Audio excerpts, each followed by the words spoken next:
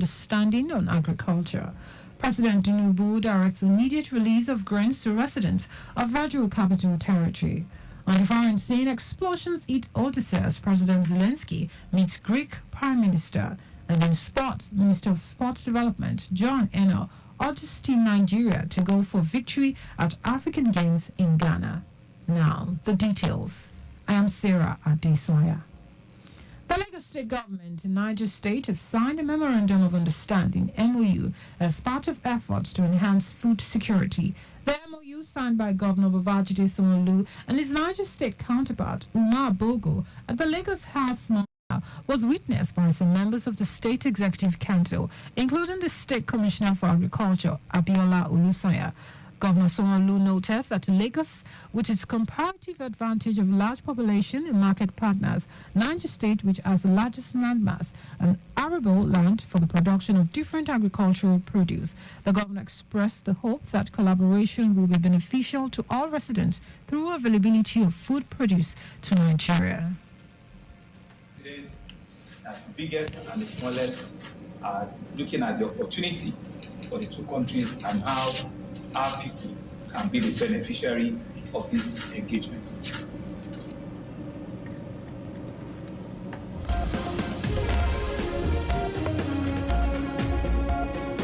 On his part, Niger State Governor Umar Bago described the agreement as historic and symbolic between two states to make life better for residents, in line with the President Bola Tinubu's renewed hope agenda.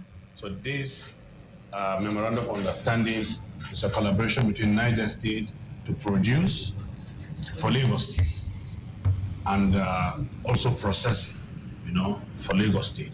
So Lagos State and Niger State now have an understanding to promote agriculture in tandem with Mr. President's food security agenda. In an interview with the Governor's Office correspondent after the ceremony, Commissioner for Agriculture, Abisola Olusoya, assured residents that more food hub market will be established across the state for conducive marketing experience at subsidized rates. So it's a function of production meeting markets and vice versa. So one would be able to catalyze production, and once there's also a ready offtake market, it will catalyze the market, and then you have price stability, you have food availability, and then you also have farmers being profitable, you have consumers being happy because there's stability in prices, and then you also have middlemen who would at least have a regular source of income and act as the bridge between both ends. Our correspondent Adiola Kindele reports that some of the agricultural produce of the MOU includes rice, millet, sorghum, maize, amongst others. The renewed hope initiative of wife of President Oluremi Tinubu has handed over 100,000 copies of exercise books for public primary school pupils and junior secondary school students to Lagos State government.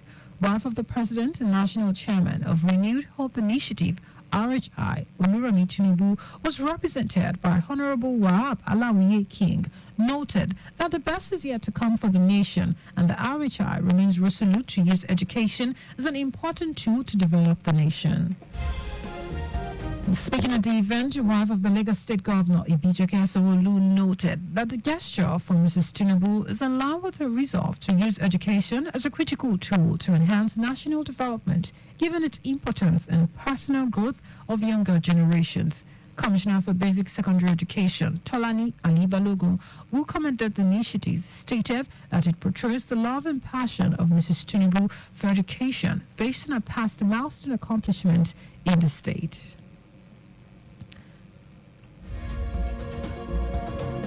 The books expected to be distributed to schools through the State Commissioner for Basic and Secondary Education and the Executive Chairman of Lagos State Universal Basic Education Board, LASIBEB. The Permanent Secretary, Ministry of Waterfront Infrastructure Development, Kehinde Bajuma, has assured that there will be strict compliance with procurement laws in the ministry. Bajuma stated this while welcoming members of the Procurement Process Review Committee who were on working visit in the ministry recently. According to him, government funds are going to be judiciously expended for what they were planned for in line with procurement law. He assured that the ministry would not use any contractor or service provider that is not registered with the state government for its procurement processes. In her remarks, Olubimi Lade Ige will let the Procurement Process Review Committee said their visit to the ministry is to inspect and review all procurement transactions to ensure compliance and undertake procurement processes and contract performance audits. She explained that the essence of the procurement process is to ensure value for money spent and establish all the transaction, projects, and programs follow due process. She enjoined the Director of Accounts and Finance of the Ministry to ensure that all statutory deductions are made on all contracts awarded to fulfill the procurement process.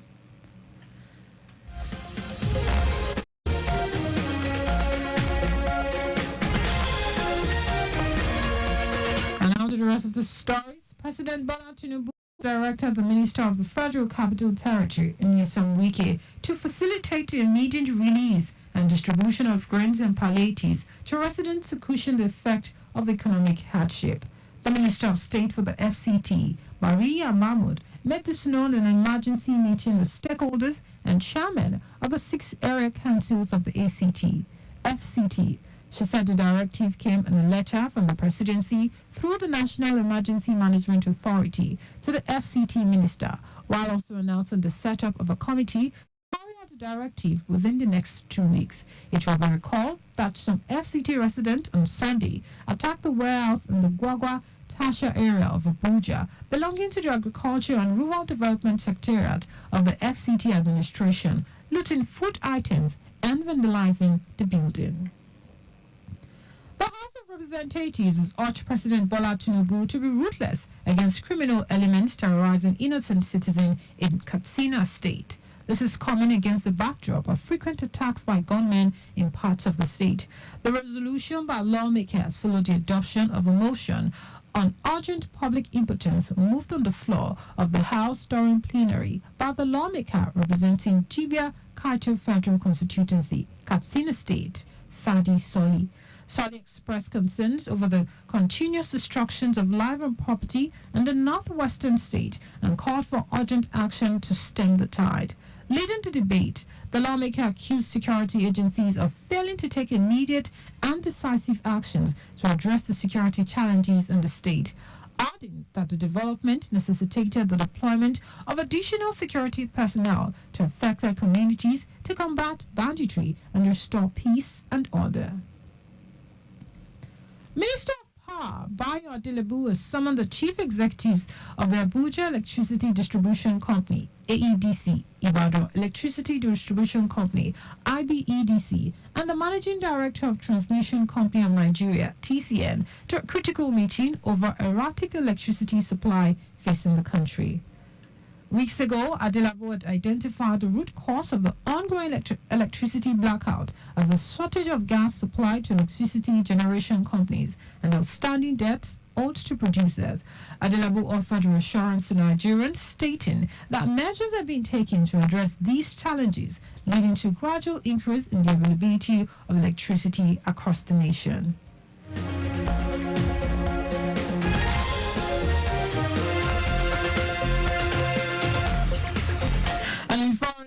Deadly explosions have rocked Ukraine's southern port city of Odessa as President Volodymyr Zelensky was meeting Greek Prime Minister Kyriakos Mitsotakis. Ukraine's Navy said 5 people were killed. Mitsotakis said the pair heard the sound of sirens and explosions. Russia said it targeted a maritime drone facility in a commercial port area of the city during an attack. President Zelensky accused Russia of not carrying out what they target, saying Moscow do not control what their territory army is doing. Zelensky said the strike had left dead and wounded, but said he did not have exact figures.